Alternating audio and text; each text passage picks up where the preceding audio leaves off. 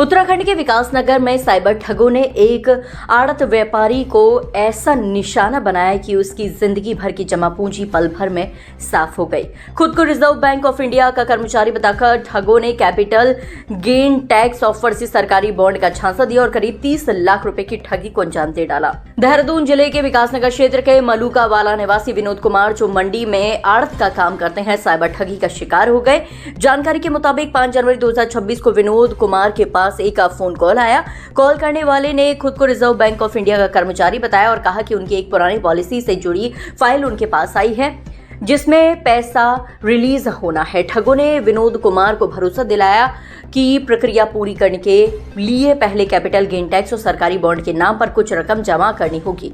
ठगों की बातों में आकर विनोद कुमार ने अलग अलग किश्तों में पैसे भेजना शुरू कर दिया। ठग इतने शातिर थे कि उन्होंने पूरी प्रक्रिया को सरकारी कार्यवाही जैसा दिखाया और भरोसा दिलाया कि जमा की गई रकम बाद में वापस मिल जाएगी। लेकिन जब तक विनोद कुमार को ठगी का एहसास हुआ, तब तक उनके बैंक खाते से करीब 30 लाख रुपए से अधिक की रकम निकल चुकी थी।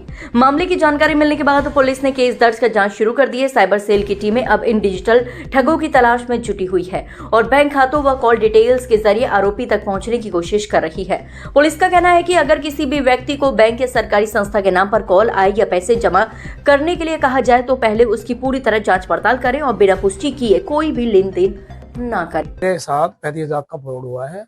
मैं पॉलिसी ले रखी, मैंने पॉलिसी के द्वारा मेरे पैसा रिफंड होना था 1,26,25,100 रुपये। तो उस एवज में एजेंटों ने मेरे से 35 लाख रुपए अपने अकाउंट में ट्रांसफर करा ले कि ये कैपिटल गेम के तहत टैक्स पड़ेगा इसके एवज में आपको फिर हम आके आपके अकाउंट में पैसे ट्रांसफर कर देंगे।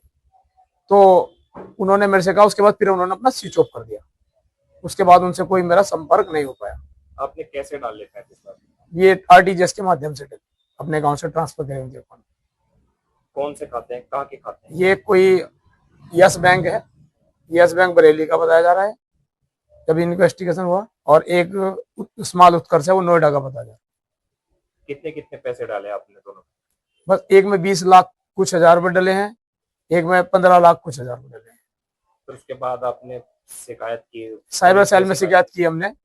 साइबर सेल के बाद फिर हमने थाने में शिकायत की, बैंक में शिकायत की। बैंक वालों ने बोला कि आपका पैसा होल्ड है और ये आपका पैसा अकाउंट में रिफंड हो जाएगा। तो रिफंड होने के लिए उन्होंने कहा कि पहले कोर्ट ऑर्डर की जरूरत पड़ेगी, कोर्ट ऑर्डर होगा तब ये पैसा आपके खाते में रिफंड हो जाएगा। फिर हम माननीय न्यायालय कोर्ट में गए, कोर्ट से हम कोर्ट रिलीज का ऑर्डर लाए। कोर्ट रिलीज लाने के बाद फिर इन्होंने बोला कि हम ये पैसा तो आपके खाते से आ नहीं सकता, क्योंकि उन्होंने पैसा डिडक्टिव कर लिया, अकाउंट से निकाल लिया। तो जब पैसा निकाल लिया तो हमें पहले बोलना चाहिए था कोर्ट के आदेश लाने से पहले। तो बैंक ने गुमराह किया इसमें। बैंक को बताना चाहिए था स्पष्ट कि ये पैसा आपके अकाउंट में ट्रांसफर होगा या नहीं। हम कोर्ट ऑर्डर लाए, कोर्ट की भी अवहेलना हुई, कोर्ट का भी आदेश मान्य नहीं हुआ। ये तो कोर्ट की अवहेलना का मामला है। फिर उसके बाद पुलिस प्रशासन पे गए। फिर पुलिस प्रशासन ने हमारे मुकदमा आज दर्ज किया है। मुकदमा दर्ज करके बोला है कि हम इनके खिलाफ सख्त से सख्त कार्रवाई करेंगे और आपका पैसा दिलाएंगे, और इन्होंने दंड संहिता के उल्लंघन में सबको अंदर करेंगे।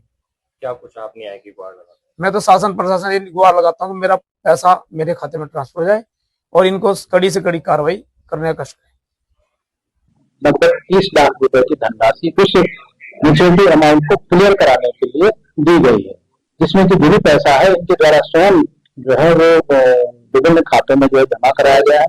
इनकी तहरीर ली गई है और तहरीर के आधार पर मुकदमा दर्ज करने के बाद जांच शुरू की गई है।